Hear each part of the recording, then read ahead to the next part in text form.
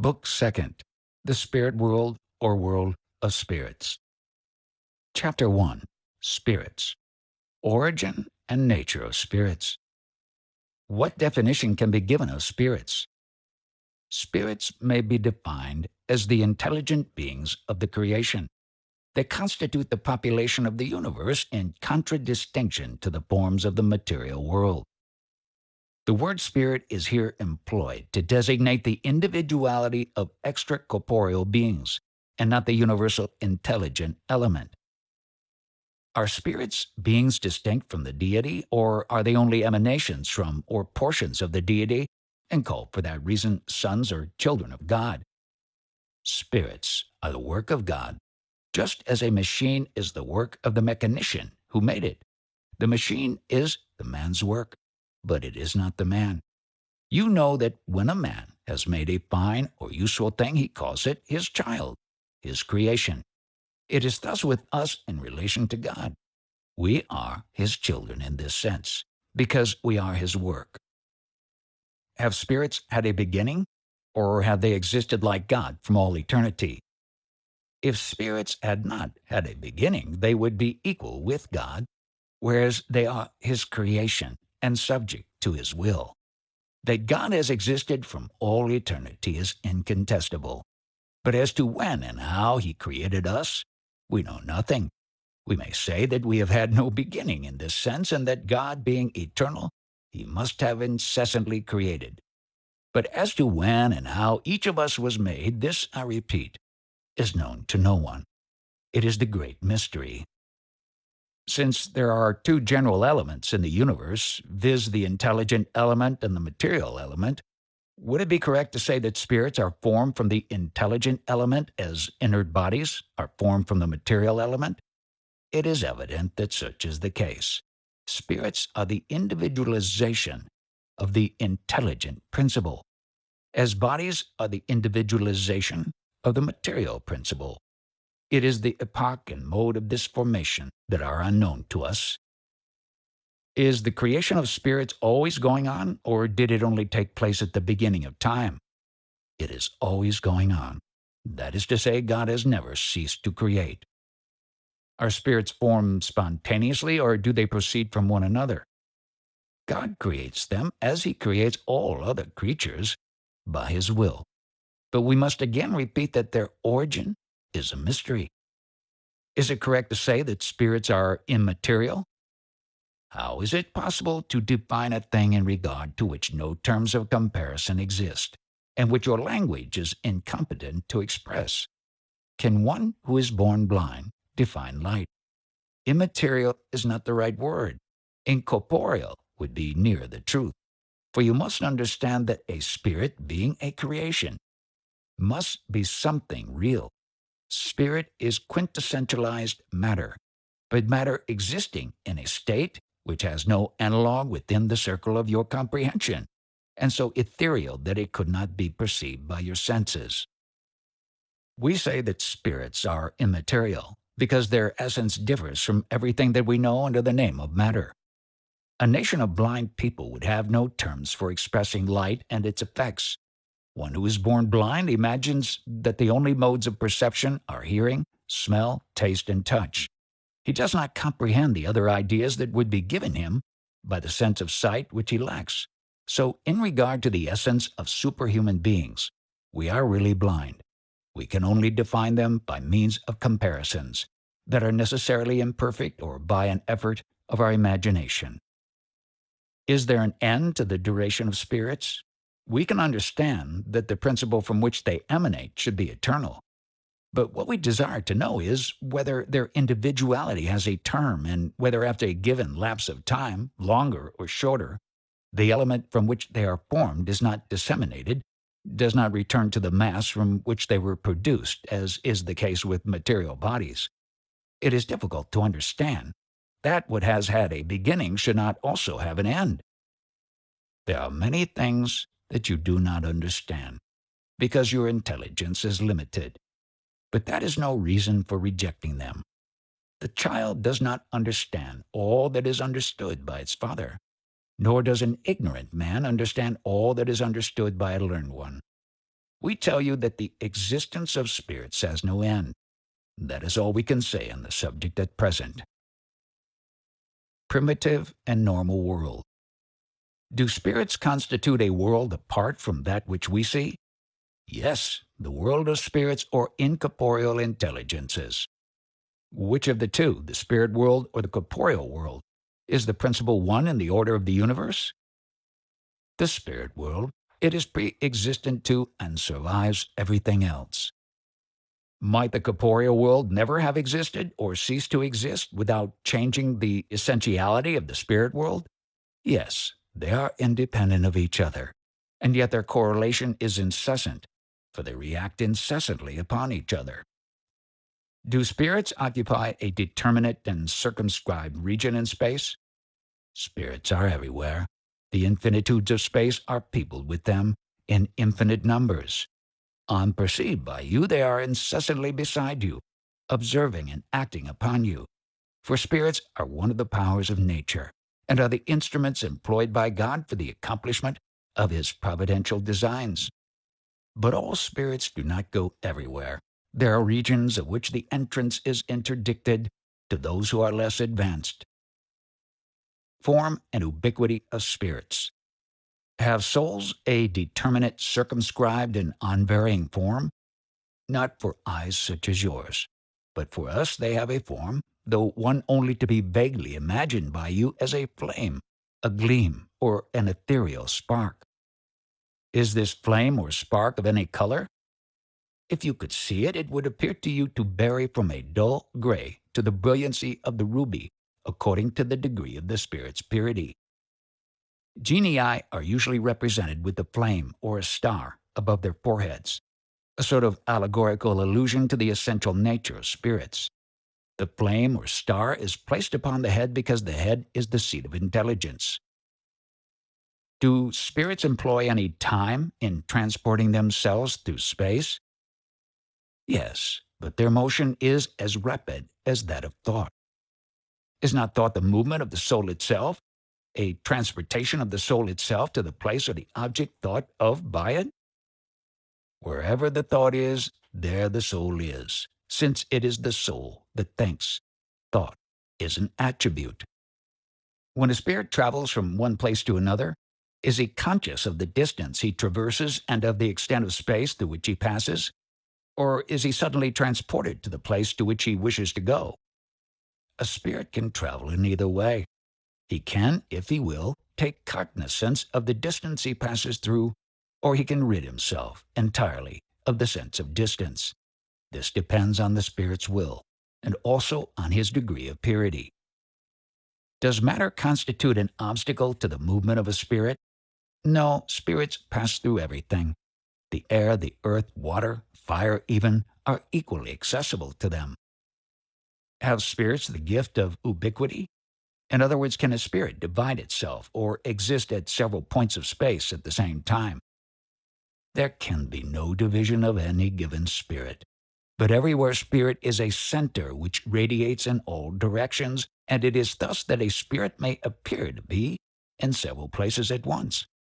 The sun is only one body, yet it radiates in all directions and sends its rays to great distances. But it is not divided. Have all spirits the same power of radiation? There is a great difference between them in this respect. It depends on the degree of their purity. Each spirit is an indivisible unity, but each spirit has the power of extending his thought on all sides without thereby dividing himself. It is only in this sense that the gift of ubiquity attributed to spirits is to be understood. It is thus that a spark sends out its brightness far and wide, and may be perceived from every point of the horizon. It is thus also that a man, without changing his place, and without dividing himself, may transmit orders, signals, etc., to many distant points in many different directions. Paraspirit. Is the spirit properly so called without a covering, or is it, as some declare, surrounded by a substance of some kind? The spirit is enveloped in a substance which would appear to you as mere vapor, but which nevertheless appears very gross to us, though it is sufficiently vaporous to allow the spirit to float in the atmosphere and to transport himself through space at pleasure. As the germ of a fruit is surrounded by the perisperm, so the spirit, properly so called, is surrounded by an envelope, which, by analogy, may be designated as the perispirit. Whence does the spirit draw its semi-material envelope? From the universal fluid of each globe. For this reason, the perispirit is not the same in all globes. In passing from one globe to another, the spirit changes its envelope as you change a garment. When spirits who inhabit worlds of a higher degree than ours come among us, are they obliged to take on a grosser order of perispirit? Yes, they are obliged to clothe themselves with your matter in order to be able to enter your world.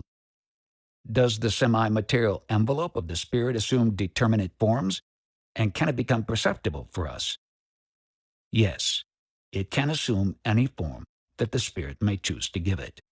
It is thus that a spirit is able sometimes to make himself visible to you, whether in dreams or in your waking state, and can take a form that may be visible and even palpable for your senses. Different orders of spirits. Are all spirits equal, or does there exist among them a hierarchy of ranks? They are of different degrees according to the degree of purification to which they have attained. Is there a fixed number of orders or degrees of purification among spirits? The number of such orders is unlimited, because there is nothing like a barrier or line of demarcation between the different degrees of elevation, and therefore, as there are no fixed or arbitrary divisions among spirits, the number of orders may be increased or diminished according to the point of view from which they are considered. Nevertheless, if we consider the general characteristics of spirits, we may reduce them to three principal orders or degrees. We may place in the first or highest rank those who have reached the degree of relative perfection, which constitutes what may be called pure spirits. We may place in the second rank those who have reached the middle of the ascensional ladder, those who have achieved the degree of purification in which aspiration after perfection has become the ruling desire. We may place in the third or lowest rank all those imperfect spirits who are still on the lower rungs of the ladder. They are characterized by ignorance, the love of evil, and all the low passions that retard their progress upwards. Have spirits of the second order only the aspiration after perfection? Have they also the power to achieve it? They have that power in degrees proportionate to the degree of purification at which they have severally arrived. Some of them are distinguished by their scientific knowledge, others by their wisdom and their kindness, but all of them have still to undergo the discipline of trial through temptation and suffering. Are all spirits of the third order essentially bad? No, some of them are inactive and neutral, not doing either good or evil. Others, on the contrary, take pleasure in evil and are delighted when they find an opportunity of doing wrong. Others again are frivolous, foolish, fantastic, mischievous rather than wicked, tricksy rather than positively malicious, amusing themselves by mystifying the human beings on whom they are able to act, and causing them various petty annoyances for their own diversion. Spirit hierarchy. Preliminary observations. The classification of spirits is based on the degree of their advancement upon the qualities which they have acquired, and upon the imperfections from which they have still to free themselves. This classification, however, is by no means absolute. It is only in its totality that the character of each category is distinctly marked, for each category merges in the one above it by imperceptible gradations.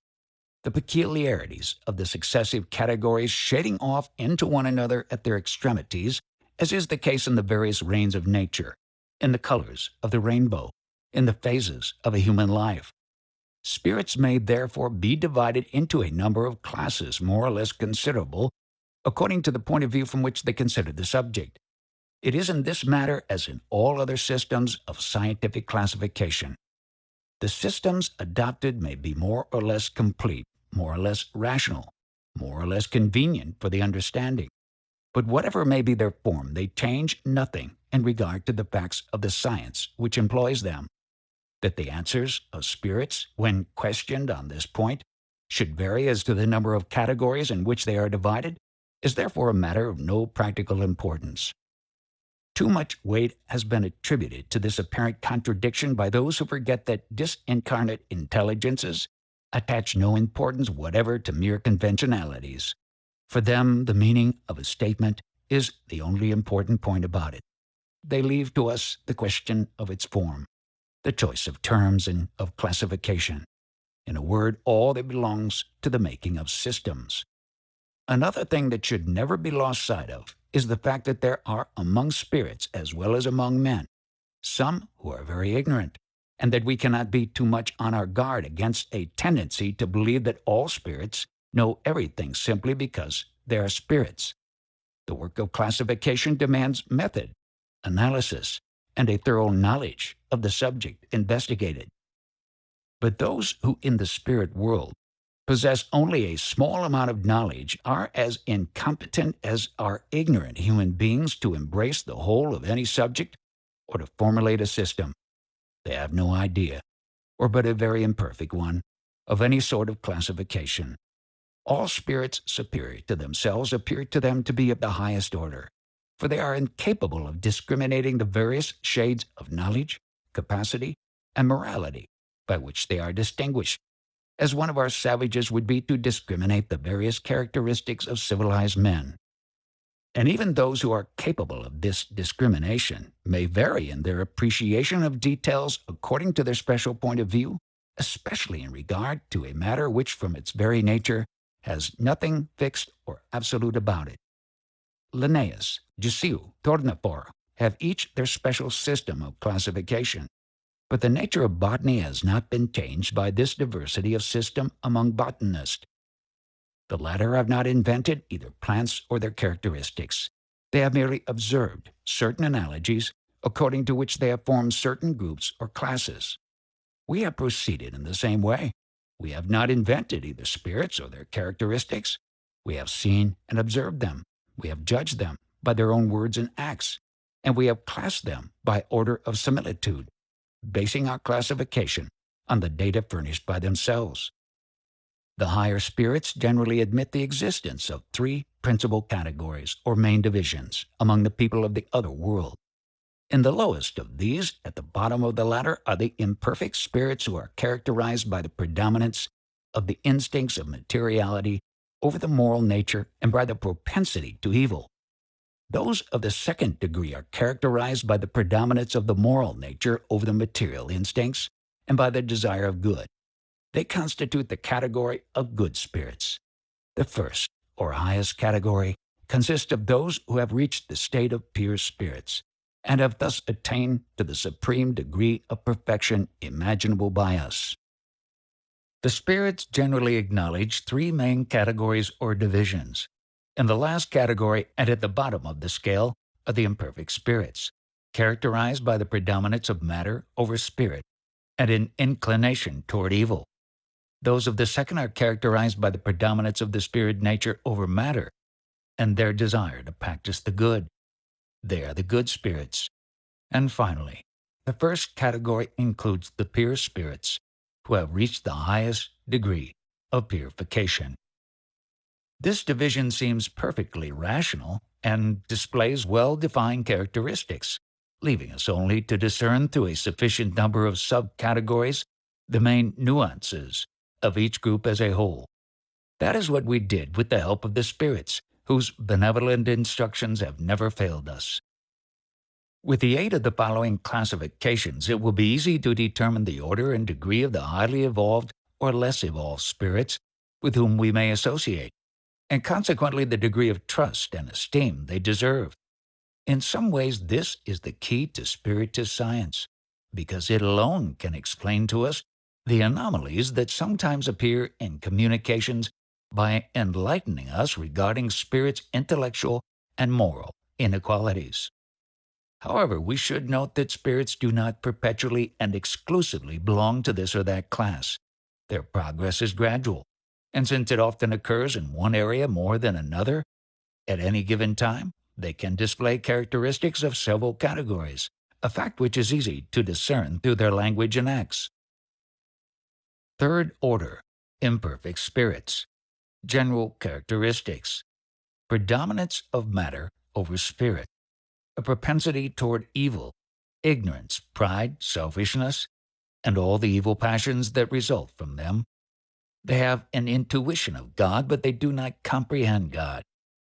Not all are essentially evil, however. Some are more frivolous, thoughtless, and malicious than downright wicked. Some do neither good nor evil, but the simple fact that they do no good reveals them to be imperfect. However, there are others who take pleasure in wickedness per se and are gratified when they find an opportunity to practice it. Third order spirits can only ally intelligence with wickedness or malice. But regardless of their intellectual development, their ideas lack elevation and their sentiments are more or less contemptible. Their knowledge about the things of the spirit world is limited, and the little they do know is confused with the ideas and prejudices of corporeal life. They cannot give us more than faulty and incomplete ideas of that world, but the attentive observer may frequently find in their faulty communications great truths taught by the highly purified spirits. Their character is revealed by their language. Every spirit who betrays an evil thought in its communications can be placed in the third order. Consequently, every evil thought that may be suggested to us comes from a spirit of disorder. They see the happiness of the good spirits, a sight that tortures them endlessly because they experience all the anguish that envy and jealousy can produce. They also retain the memory and perception of the sufferings of their corporeal life, and this impression is often more painful than was the reality itself. Therefore, they indeed suffer from the wrongs they themselves endured and from those they caused others. And since they suffer from them for a very long time, they believe they will continue to suffer forever, a belief allowed by God as a punishment. We may divide these spirits into 5 principal classes. 10th class, impure spirits. These are inclined toward evil and make it the object of all their preoccupations. As spirits, they give unscrupulous advice, incite discord and distrust, and use all sorts of disguises in order to deceive more effectively. They associate with individuals whose character is sufficiently weak to make them yield to their suggestions and be led into misfortune, and they are pleased at being able to retard these individuals' progress by causing them to succumb in the trials they must undergo. In their manifestations, these spirits may be recognized by their language. Trivialness and coarseness of expression among spirits, as among humans, is always indicative of moral, if not intellectual, inferiority. Their communications reveal the baseness of their inclinations, and if they try to fool us by speaking sensibly, they are unable to maintain the ruse for very long and always end up betraying their origin.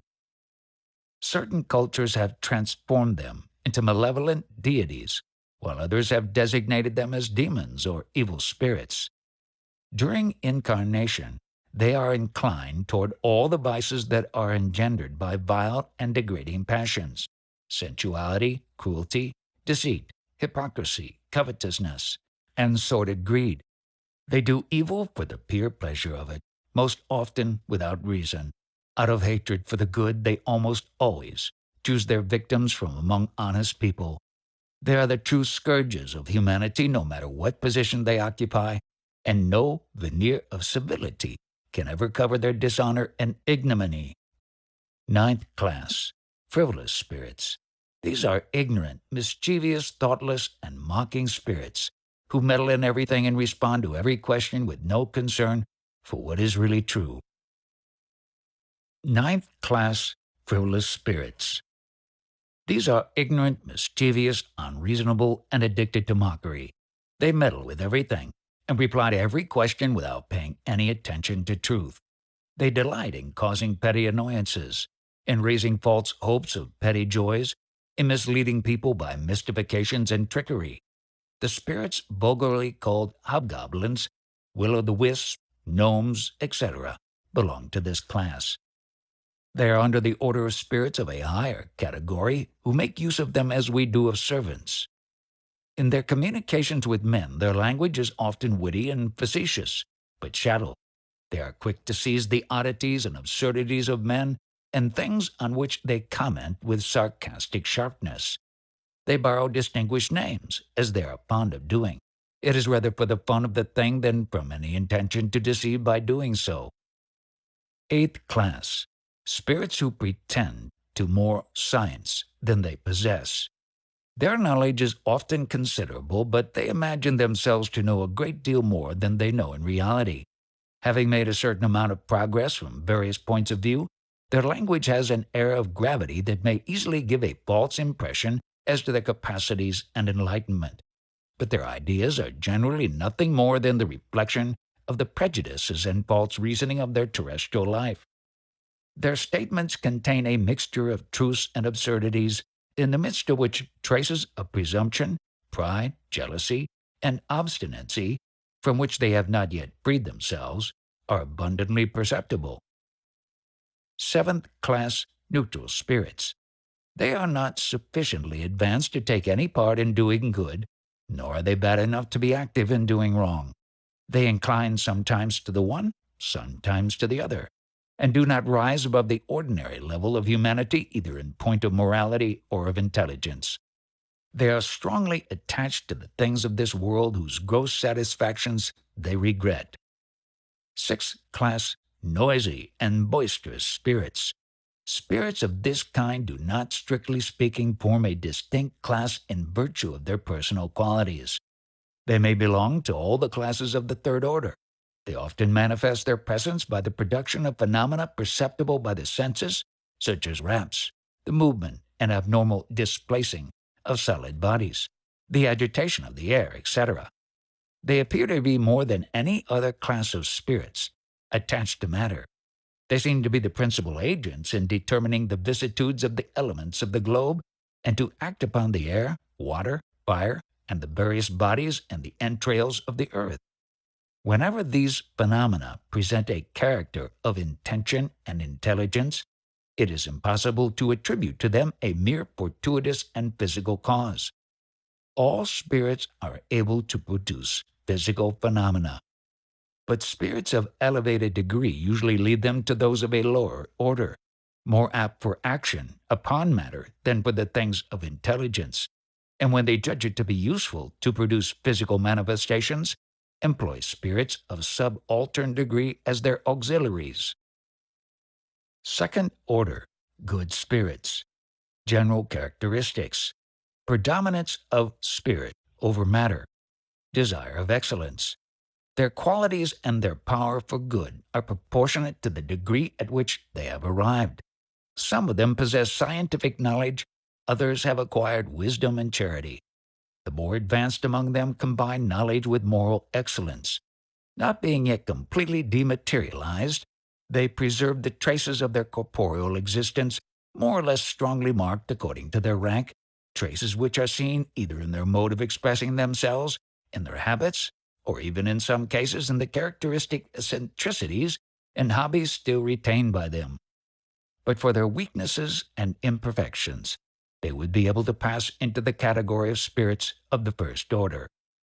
They have acquired the comprehension of the idea of God and of infinity, and already share the felicity of the higher spheres. They find their happiness both in the accomplishment of good and in the prevention of evil.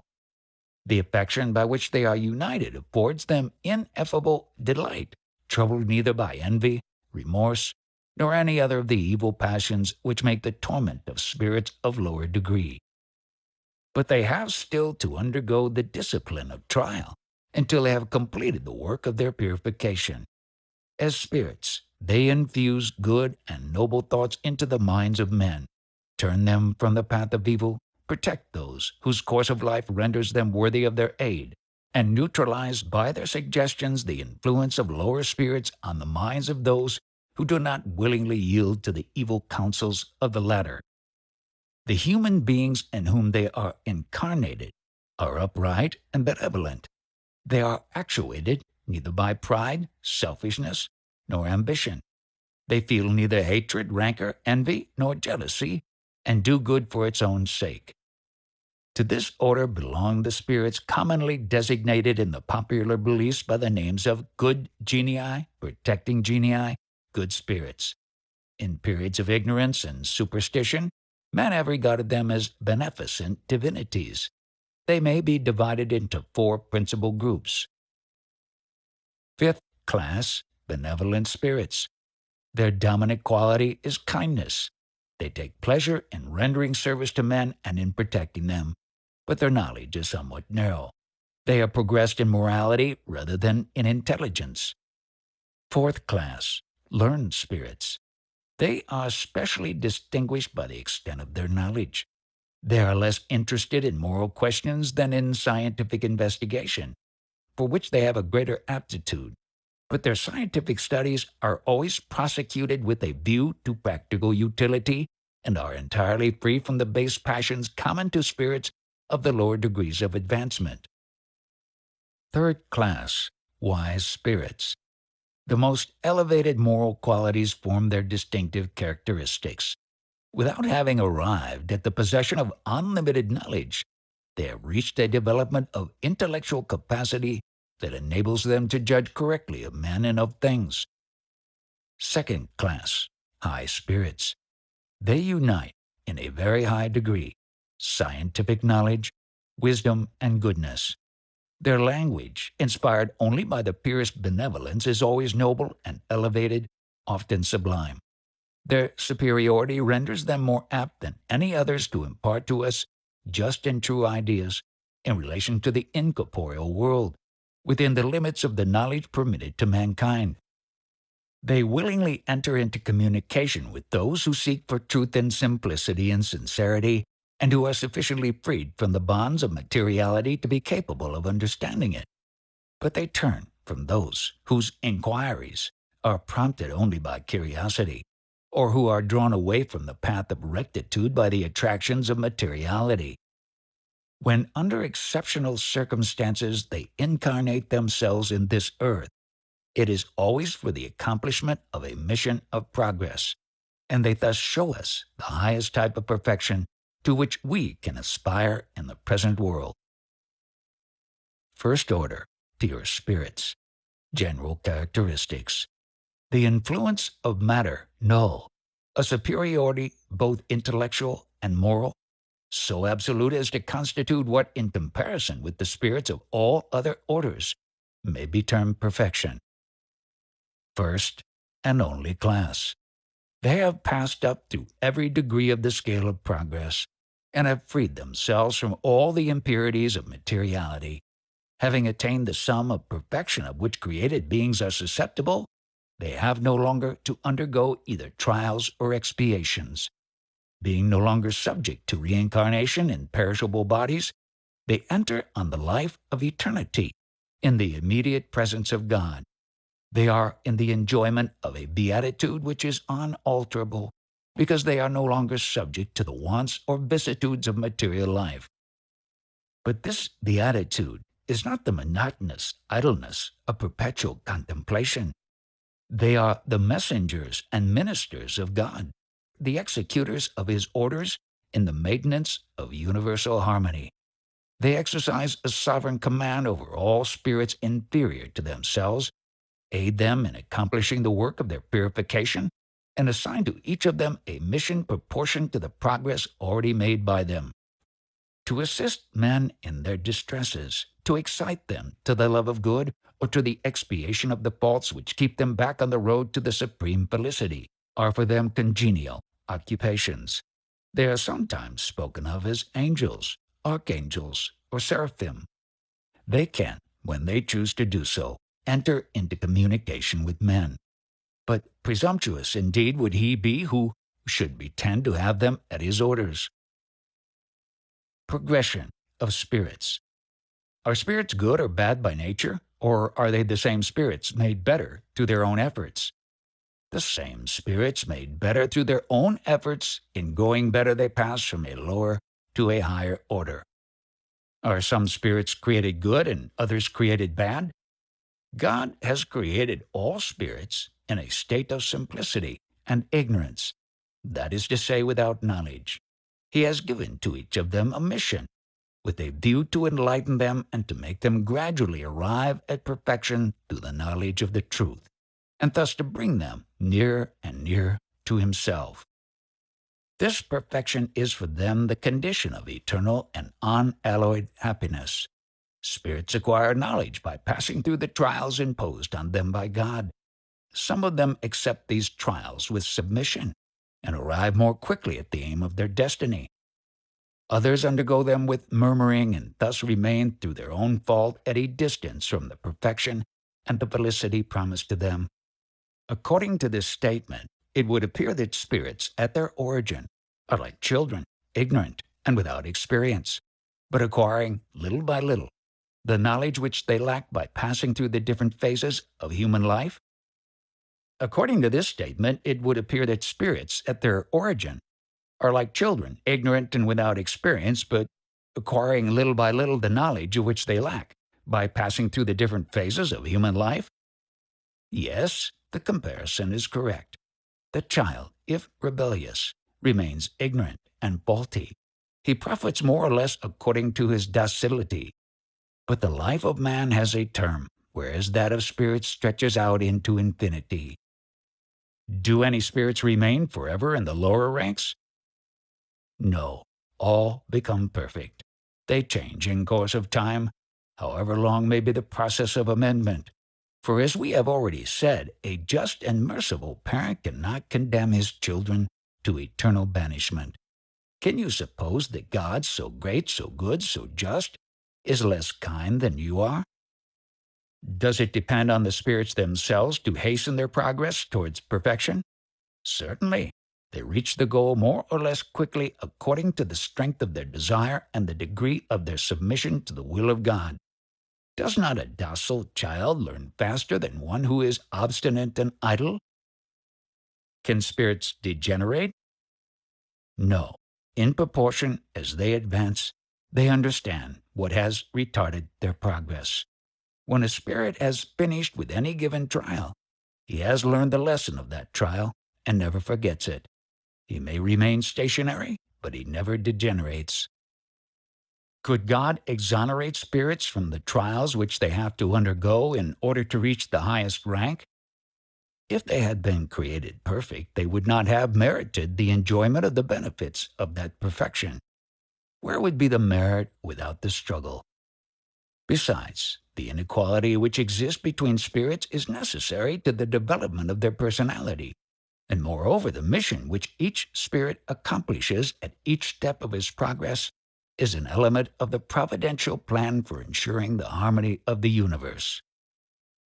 Since in social life all men may reach the highest posts, we might as well ask why the sovereign of a country does not make a general of each of his soldiers, why all subaltern functionaries are not made heads of departments, why all scholars are not schoolmasters.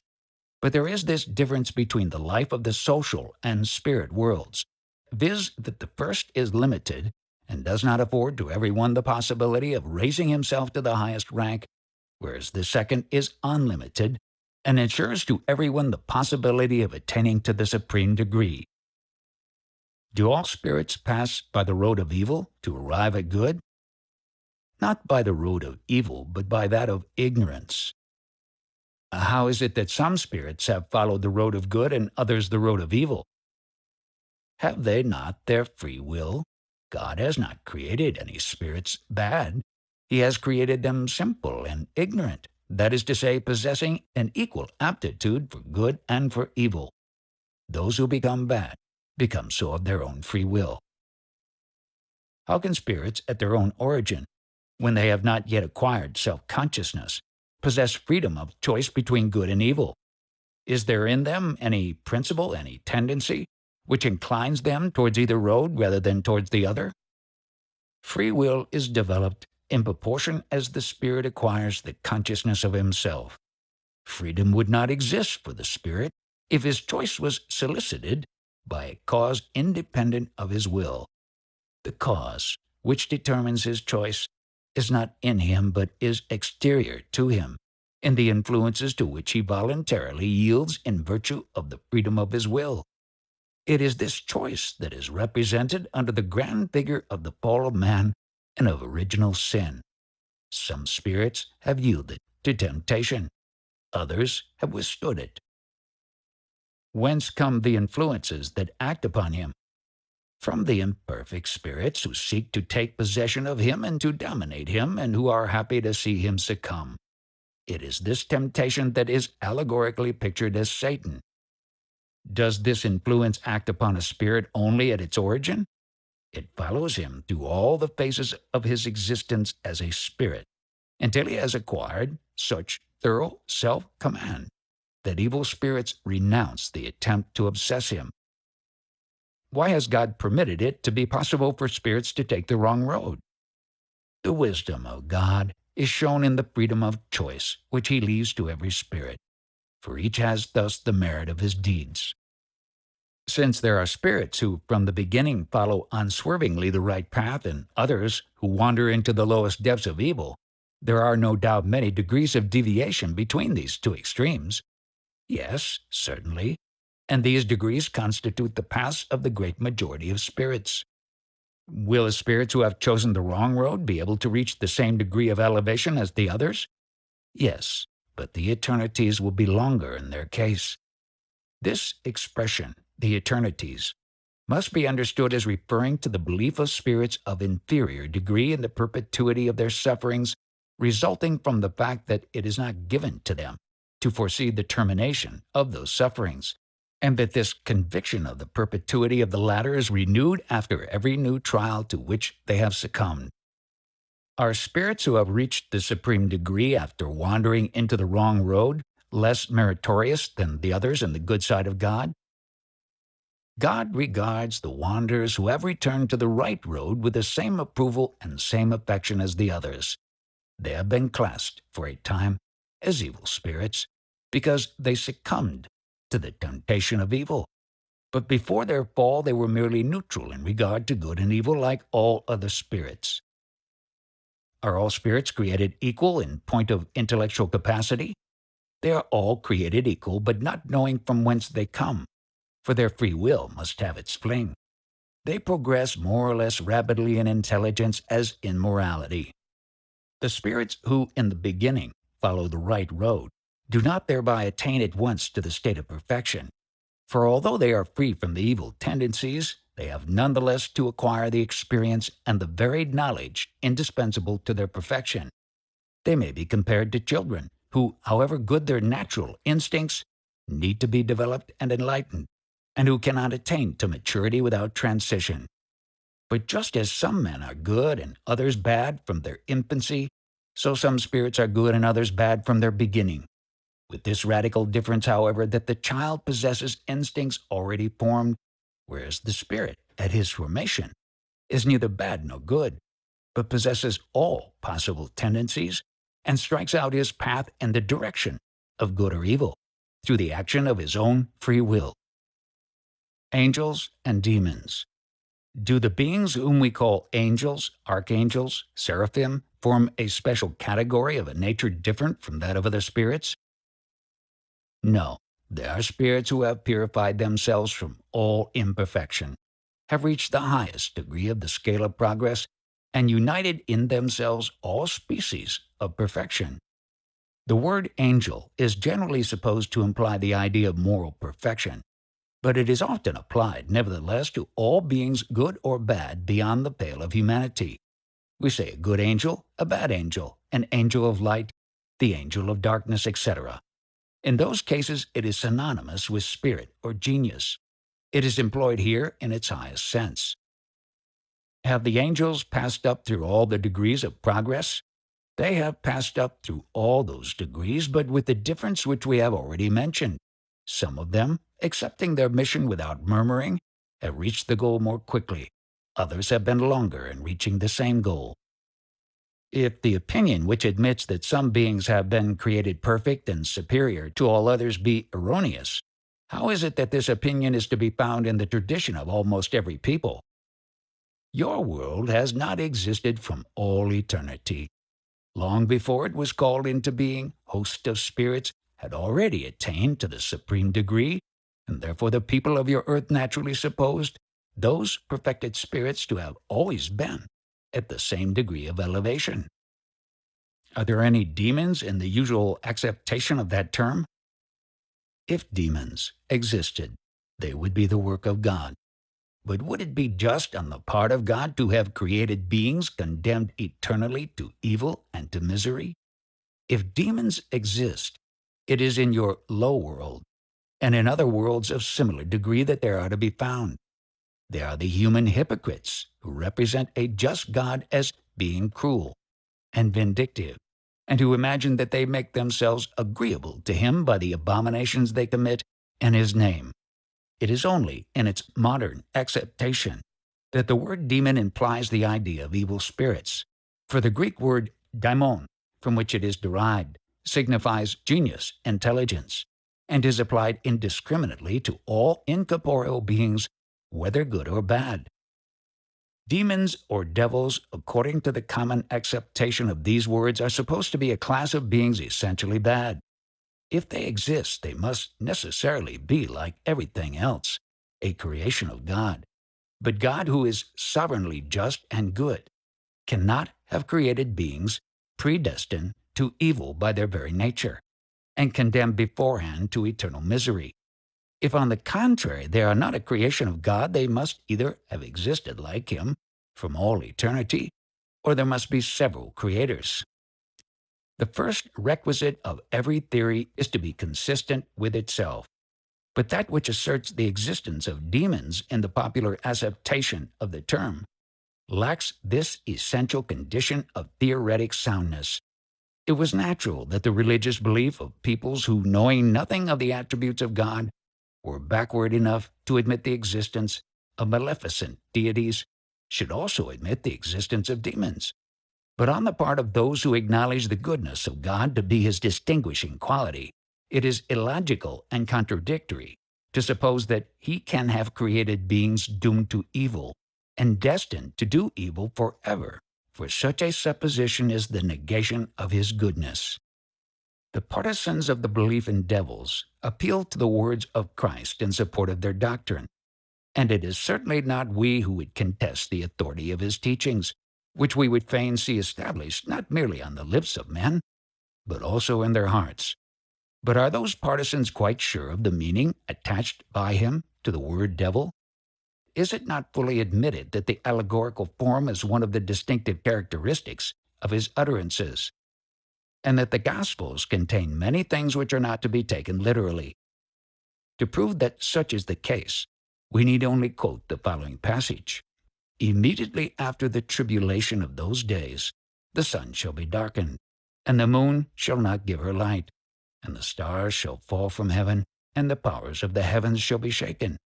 And then shall appear the sign of the Son of Man in heaven. Verily I say unto you, this generation shall not pass till all these things are fulfilled. Matthew 24, 29, 30, 34. Have we not seen that the form of the biblical text in reference to the creation and movement of the earth is contradicted by the discoveries of science? May it not be the same in regard to certain figurative expressions employed by Christ in order to adapt his teachings to the time and the scene of his mission? Christ could not have made a statement, knowing it to be false. If therefore his sayings contain statements which appear to be contrary to reason, it is evident either that we do not understand their meaning, or that we have interpreted them erroneously. Men have done in regard to devils what they have done in regard to angels. Just as they have imagined that there are beings who were created perfect from all eternity, so they have imagined that spirits of the lower degrees were beings essentially and eternally bad. The words demon, devil ought, therefore, to be understood as indicating impure spirits, who are often no better than the imaginary beings designated by those names, but with this difference, viz., that their state of impurity and inferiority is only transitory. They are the imperfect spirits who rebel against the discipline of trial to which they are subjected, and who therefore have to undergo that discipline for a longer period, but who nevertheless reach the goal in time when they shall have made up their minds to do so. The words demon, devil might accordingly be employed in this sense. But as they have come to be understood exclusively as conveying the meaning now shown to be false, their employment might lead into error by seeming to recognize the existence of beings specially created for evil. As regards the term Satan, it is evidently a personification of the principle of evil under an allegorical form, for it is impossible to admit the existence of a being who fights against God as an independent and rival power, and whose sole business in life is to contravene his designs. As images and figures are necessary in order to strike the human imagination, men have pictured themselves to the beings of the incorporeal world under a material form, with attributes indicative of their good or bad qualities. It is thus that the ancients, wishing to personify the idea of time, represented it under the figure of an old man with a scythe and an hourglass. To have personified it under the figure of a youth would have been contrary to common sense. The same may be said of the allegories of fortune, truth, etc. The moderns have represented the angels or pure spirits under the form of radiant beings with white wings, emblems of purity. Satan with horns, claws, and the attributes of bestiality, emblems of the lowest passions. And the vulgar, prone to understand such representations literally, have taken these allegorical embodiments of abstract ideas for real personalities, as they formerly did in regard to the allegorical personifications of the old mythology. Chapter 2. Incarnation of Spirits. Aim of Incarnation. What is the aim of the incarnation of spirits? It is a necessity imposed on them by God as the means of attaining perfection. For some of them, it is an expiation. For others, a mission. In order to attain perfection, it is necessary for them to undergo all the vicissitudes of corporeal existence. It is the experience acquired by expiation that constitutes its usefulness.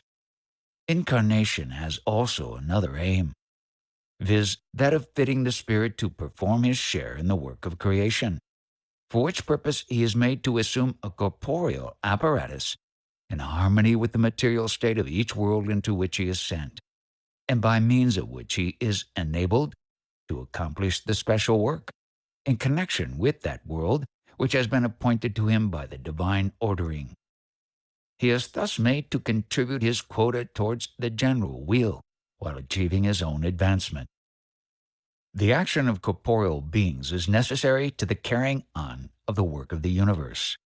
But God in his wisdom has willed that this action should furnish them with a means of progress and of advancement towards himself.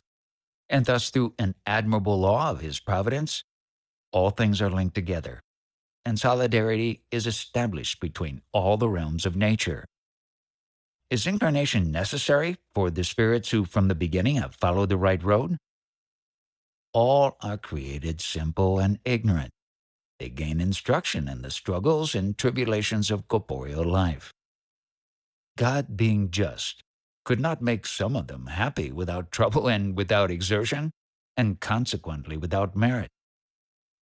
But if so, what do spirits gain by having followed the right road, since they are not thereby exempted from the pains of corporeal life? They arrive more quickly at the goal, and besides, the suffering of life are often a consequence of the imperfection of the spirit. Therefore, the fewer his imperfections, the less will be his sufferings. He who is neither envious, jealous, avaricious, nor ambitious will not have to undergo the torments which are a consequence of those defects. The soul. What is soul? An incarnate spirit. What was the soul before its union with the body? A spirit. Souls and spirits are then the very same thing? Yes, souls are only spirits. Before uniting itself with the body, the soul is one of the intelligent beings who people the invisible world and who temporarily assume a fleshly body in order to effect their purification and enlightenment. Is there in man anything else than a soul and a body? There is the link which unites the soul and the body. What is the nature of that link? It is semi-material, that is to say, of a nature intermediate between soul and body, as it must necessarily be, in order that they may be enabled to communicate with each other. It is by means of this link that the spirit acts upon matter, and that matter acts reciprocally upon the spirit. Man is thus formed of three essential elements or parts. First, the body, or material being, analogous to the animals and animated by the same vital principles. Second, the soul, or incarnated spirit, of which the body is the habitation. Third, the intermediary principle, or perispirit, a semi-material substance, which constitutes the innermost envelope of the spirit and unites the soul with the body. This triplicity is analogous to that of the fruit, which consists of the germ, the perisperm, and the rind or shell. Is the soul independent of the vital principle? The body is only the envelope of the soul, as we have repeatedly told you.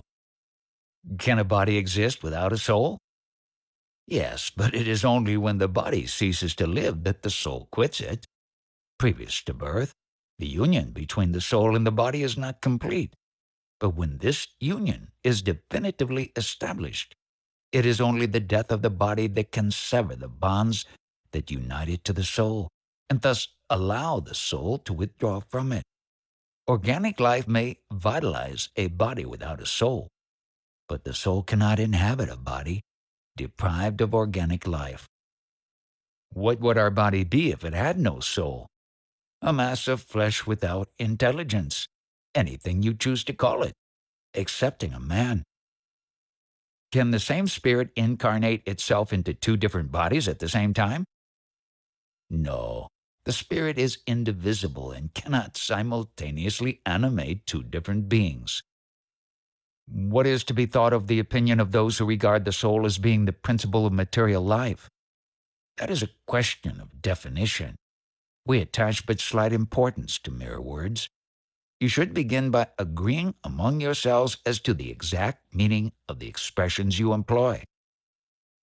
Certain spirits and certain philosophers before them have defined the soul as an animating spark that has emanated from the great whole. Why the contradiction? There is nothing contradictory in such a definition. Everything depends on the meaning you attribute to the words you use. Why have you not a word for each thing? The word soul is employed to express very different things. Sometimes it is used to designate the principle of life, and in this sense it is correct to say figuratively that the soul is an animated spark that has emanated from the great whole.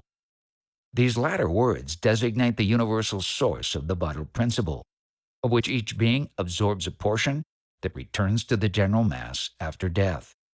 This idea does not exclude that of a moral being, a distinct personality, independent of matter, and preserving its own individuality. It is this being which at other times is called the soul, and it is in this sense that we speak of the soul as an incarnate spirit. In giving different definitions of the soul, the spirits who have given them have spoken according to their various ways of applying that word, and also according to the terrestrial ideas with which they are more or less imbued.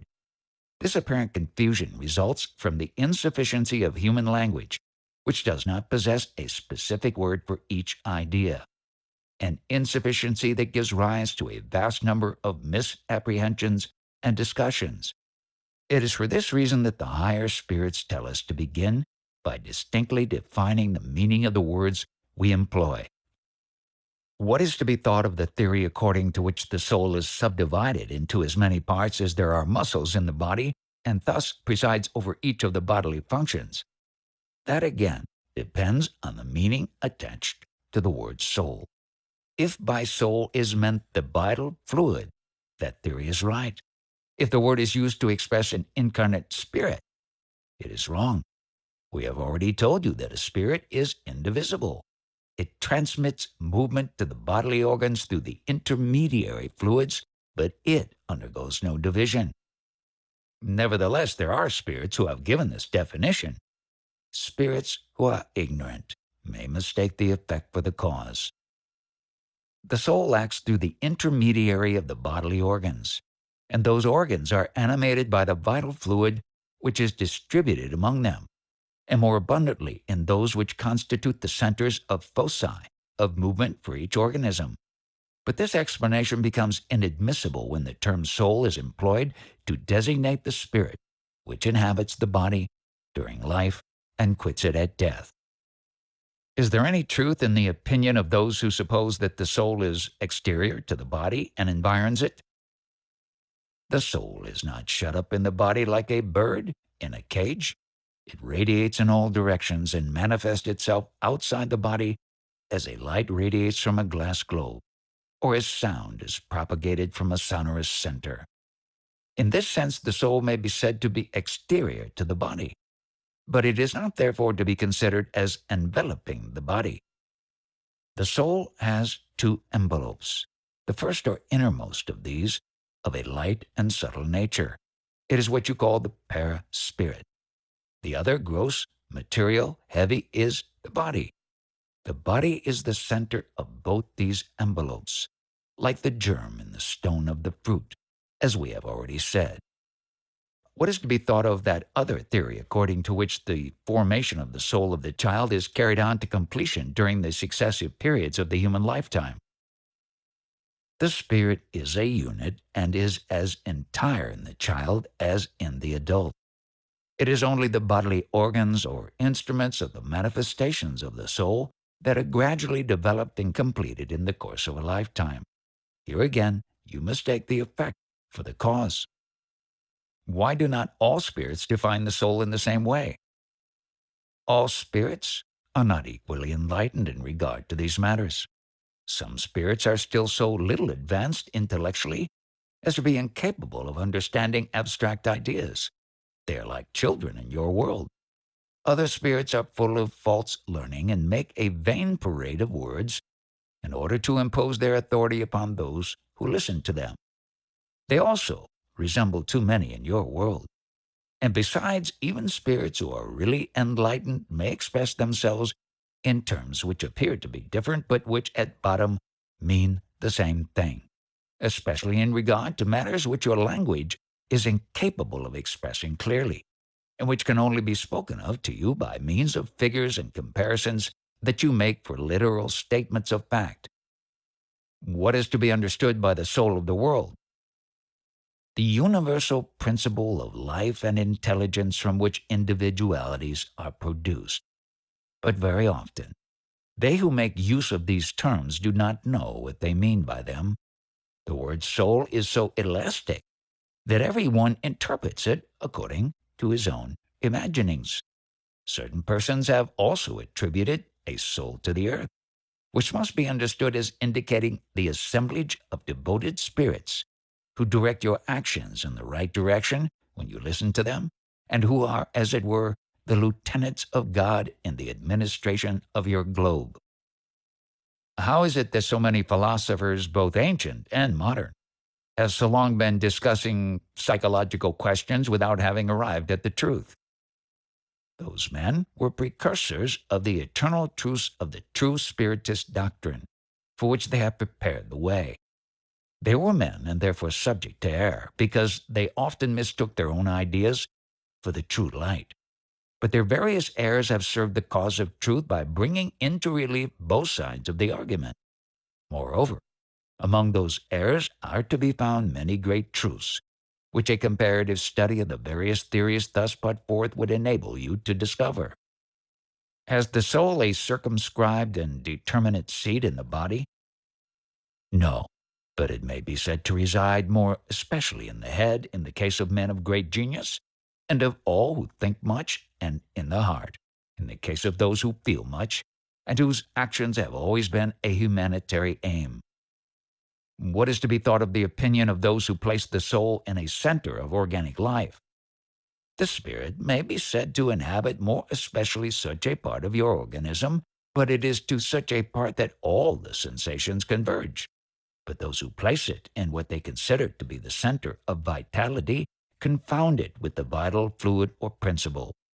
Nevertheless, it may be said that the soul is more especially present in the organs which serve for the manifestation of the intellectual and moral qualities. Why is it that anatomists, physiologists, and in general those who apply themselves to the pursuit of the natural sciences are so apt to fall into materialism?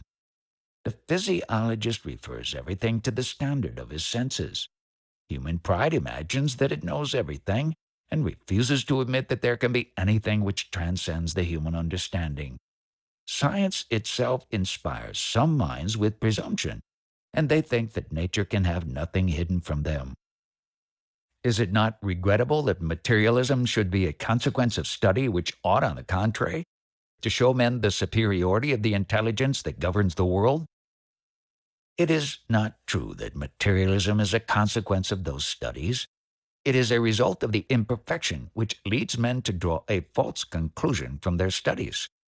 For men may make a bad use of the very best things. The idea of annihilation, moreover, troubles those who profess to hold it more than they will allow to be seen, and those who are loudest in proclaiming their materialistic convictions are often more boastful than brave. The greater number of the so-called materialists are only such because they have no rational ground of belief in a future life. Show a firm anchor of rational belief in a future state to those who see only a yawning void before them, and they will grasp it with the eagerness of drowning men. There are those who, through an aberration of the intellect, can see nothing in organized beings but the action of matter, and attribute this action to all the phenomena of existence. They have seen, in the human body, only the action of an electrical machine. They have studied the mechanism of life only in the play of the bodily organs. They have often seen life extinguished by the rupture of a filament, and they have seen nothing but this filament. They have looked to see whether anything still remained, and as they have found nothing but matter that has become inert, as they have neither seen the soul escape from the body, nor been able to take hold of it, they have concluded that everything is reducible to the properties of matter, and that death is consequently the annihilation of all thought. A melancholy conclusion, if such were really the case, for words so good and evil would be alike devoid of aim. Every man would be justified in thinking only of himself, and in subordinating every other consideration to the satisfaction of his material instincts. Thus all social ties would be broken, and the holiest affections would be destroyed forever. Happily for mankind, these ideas are far from being general. Their area may even be said to be a narrow one, limited to the scope of individual opinions, for nowhere have they been erected into a system of doctrine. A state of society founded on such a basis would contain within itself the seeds of its own dissolution, and its members would tear each other to pieces like so many ferocious beasts of prey. Man has an intuitive belief that for him, everything does not end with the life of his body. He has a horror of annihilation. No matter how obstinately men may have set themselves against the idea of a future life, there are very few who, on the approach of death, do not anxiously ask themselves what is going to become of them, for the thought of bidding an eternal adieu to life is appalling to the stoutest heart. Who indeed could look with indifference on the prospect of an absolute and eternal separation from all that he has loved? Who without terror would behold yawning beneath him the bottomless abyss of nothingness, in which all his faculties and aspirations are to be swallowed up forever? Who would calmly say to himself, "After my death there will be nothing for me but the void of annihilation. All will be ended. A few days hence all memory of me will have been blotted out from the remembrance of those who survive me, and the earth itself will retain no trace of my passage. Even the good that I have done will be forgotten by the ungrateful mortals whom I have benefited. And there is nothing to compensate me for all this loss, no other prospect beyond this ruin than that of my body devoured by worms." Is there not something horrible in such a picture, something that sends an icy chill through the heart? Religion teaches us that such cannot be our destiny, and reason confirms the teachings of religion. But the vague, indefinite assurance of a future existence, which is all that is given us either by religion or by reason, cannot satisfy our natural desire for some positive proof in a matter of such paramount importance for us. And it is just the lack of such proof in regard to a future life that in so many cases engenders doubt as to its reality. Admitting that we have a soul, many very naturally ask, what is our soul? Has it a form, an appearance of any kind? Is it a limited being, or is it something undefined and impersonal? Some say that it is a breath of God, others that it is a spark. Others again declare it to be part of the great whole, the principle of life and of intelligence. But what do we learn from these statements? What is the good of our possessing a soul? If our soul is to be merged in immensity like a drop of water in the ocean, is not the loss of our individuality equivalent, so far as we are concerned, to annihilation? The soul is said to be immaterial, but that which is immaterial can have no defined proportions, and therefore can have no reality for us. Religion also teaches that we shall be happy or unhappy according to the good or evil we have done. But of what nature are the happiness or unhappiness thus promised us in another life? Is that happiness a state of beatitude in the bosom of God and external contemplation, with no other employment than that of singing the praises of the Creator? And the flames of hell, are they a reality or a figure of speech? The Church itself attributes to them a figurative meaning. But of what nature are the sufferings thus figuratively shadowed forth? And where is the scene of those sufferings?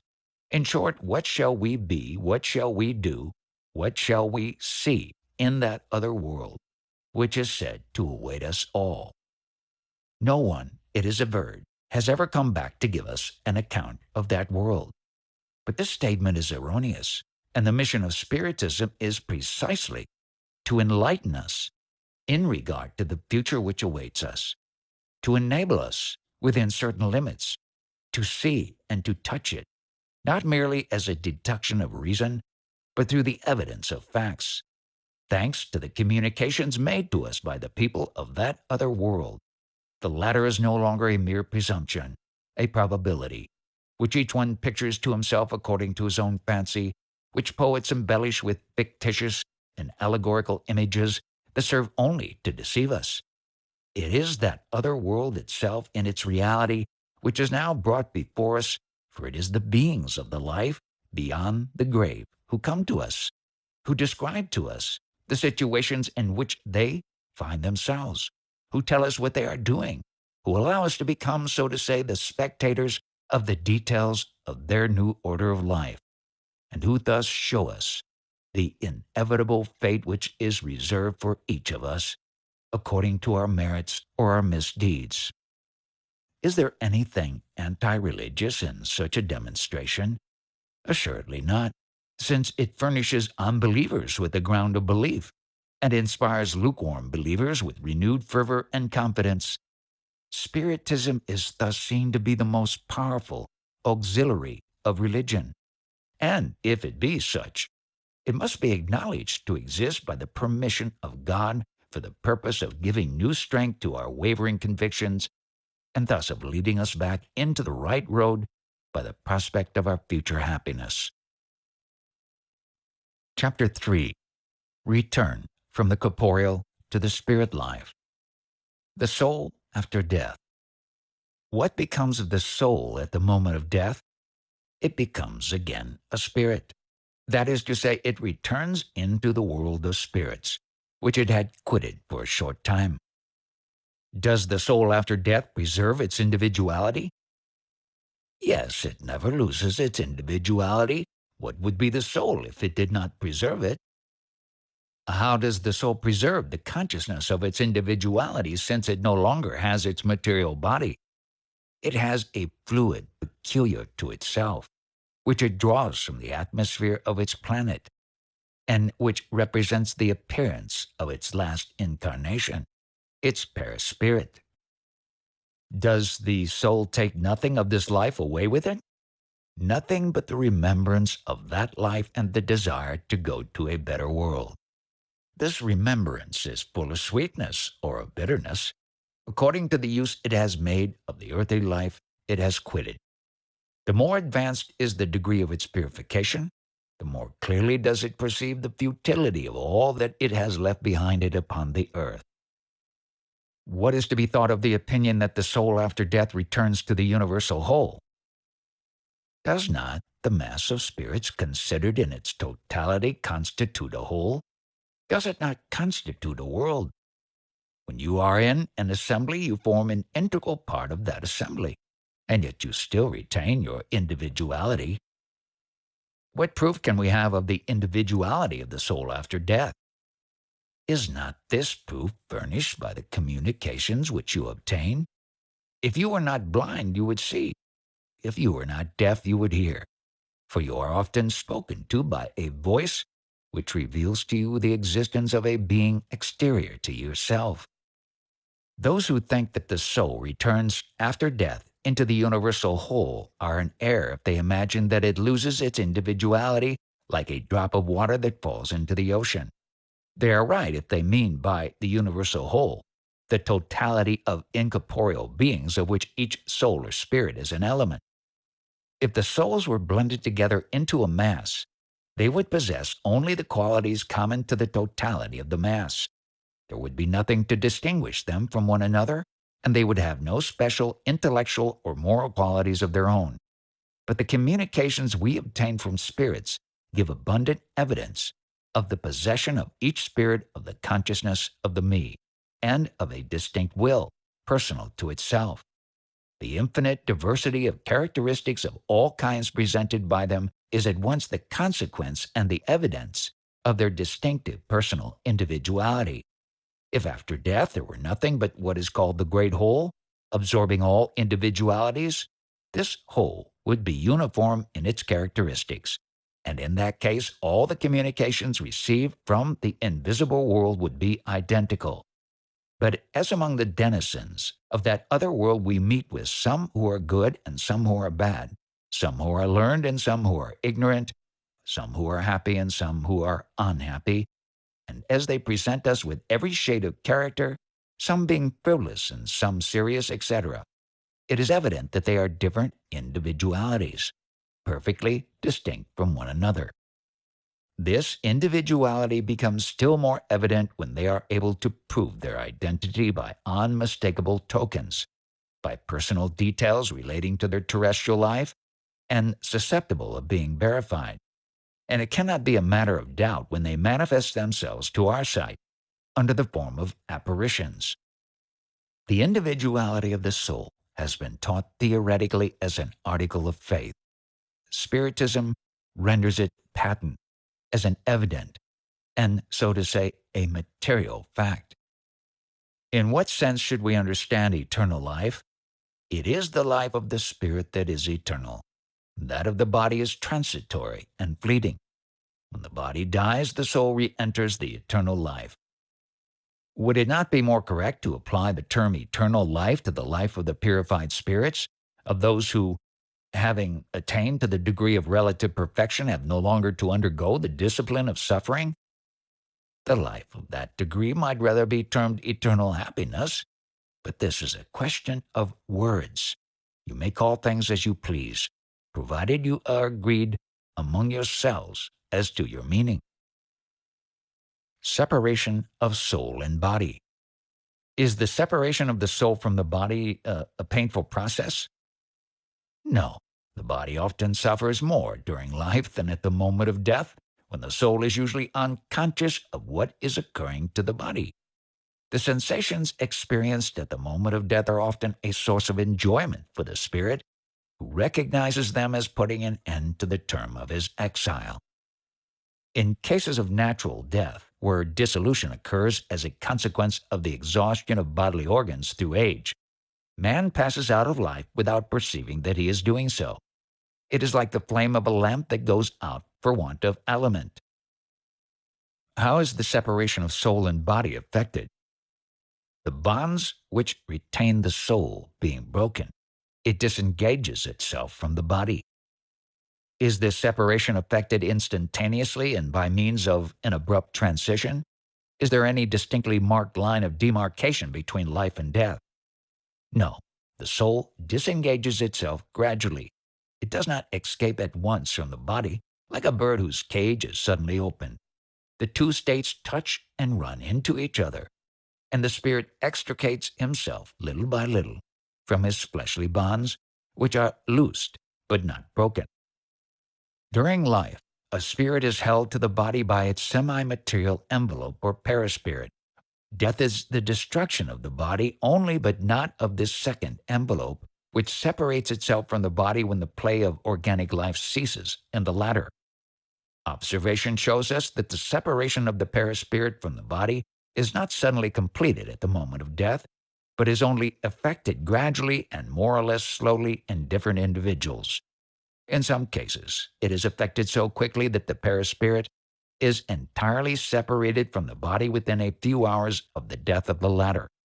But in other cases, and especially in the case of those whose life has been grossly material and sensual, this deliverance is much less rapid and sometimes takes days, weeks, and even months for its accomplishment.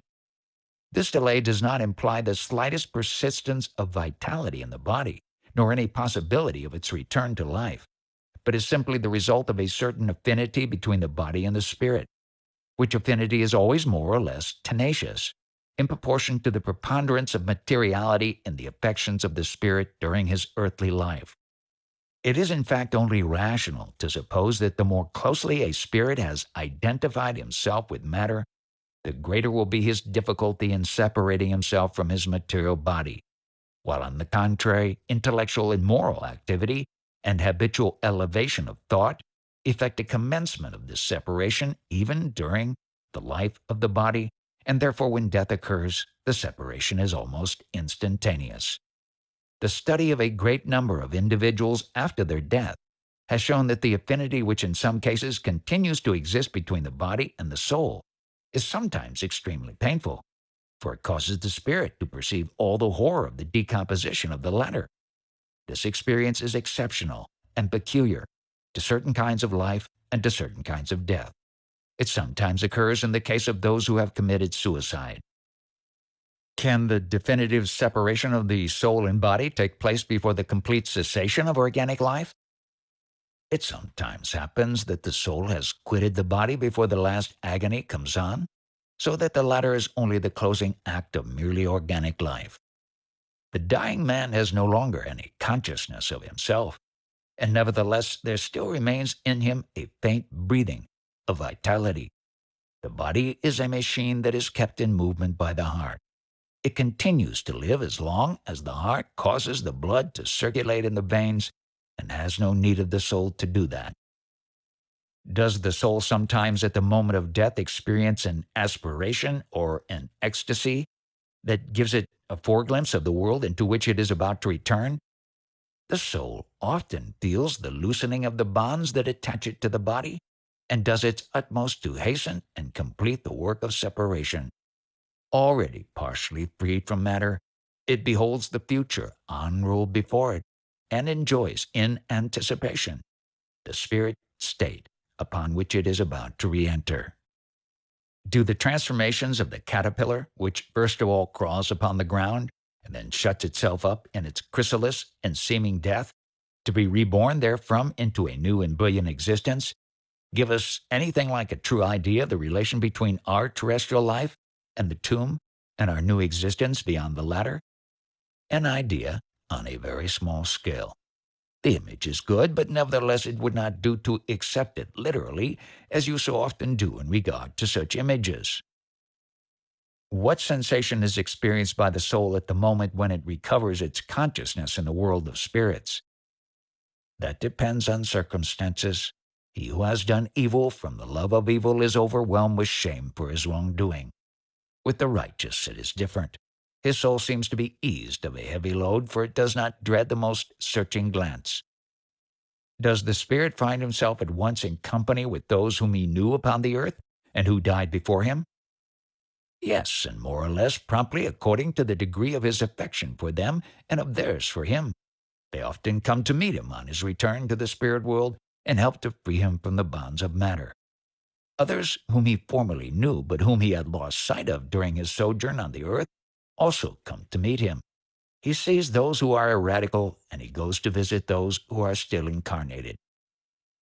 In cases of violent or accidental death, when the organs have not been weakened by age or by sickness, does the separation of the soul take place simultaneously with the cessation of organic life? It does so, usually, and at any rate the interval between them in all such cases is very brief.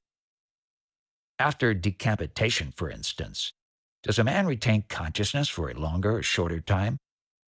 He frequently does so for a few minutes until the organic life of the body is completely extinct. But on the other hand, the fear of death often causes a man to lose consciousness before the moment of execution. The question here proposed refers simply to the consciousness which the victim may have of himself as a man through the intermediary of his bodily organs and not his spirit.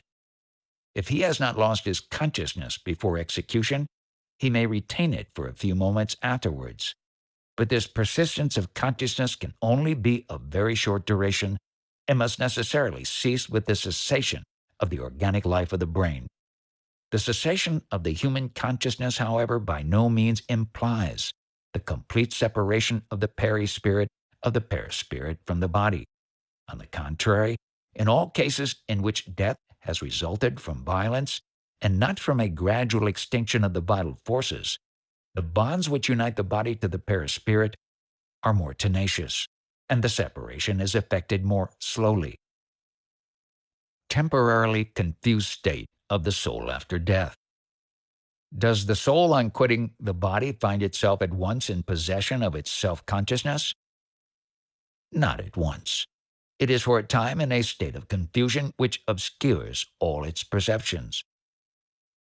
Do all spirits experience in the same degree and for the same length of time the confusion which follows the separation of the soul from the body? No. This depends entirely on their degree of elevation. He who has already accomplished a certain amount of purification recovers his consciousness almost immediately, because he has already freed himself from the thraldom of materiality during his bodily life.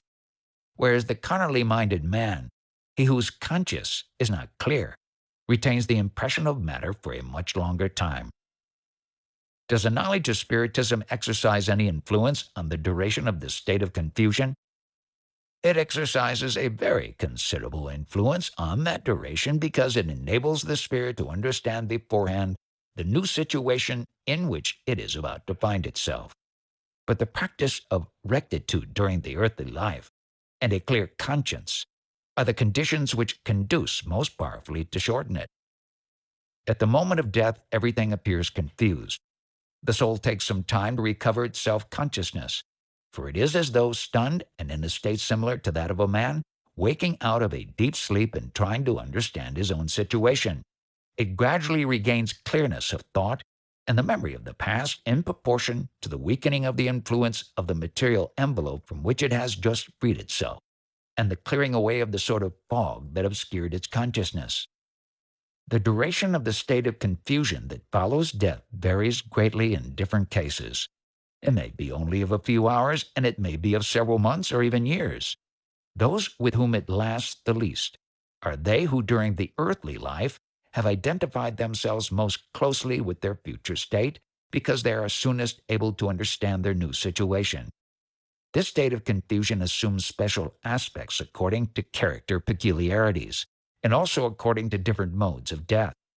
In all cases of violent or sudden death by suicide, by capital punishment, accident, apoplexy, etc., the spirit is surprised, astounded, and does not believe himself to be dead.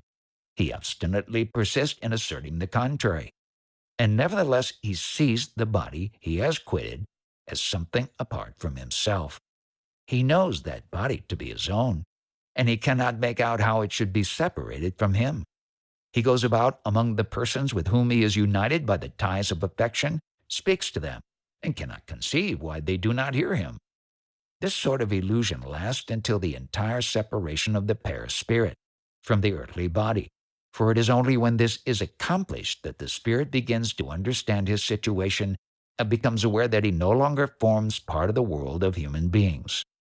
Death having come upon him by surprise, the spirit is stunned by the suddenness of the change that has taken place in him.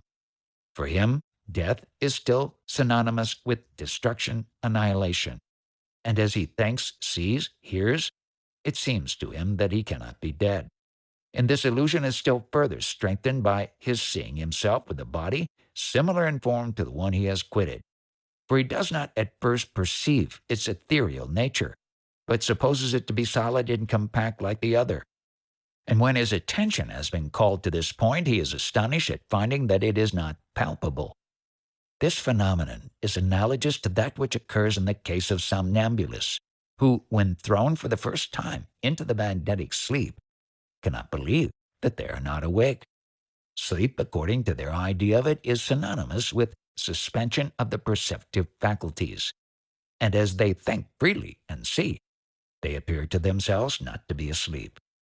Some spirits present this peculiarity even in cases where death has not supervened unexpectedly, but it more frequently occurs in the case of those who, although they may have been ill, had no expectation of death.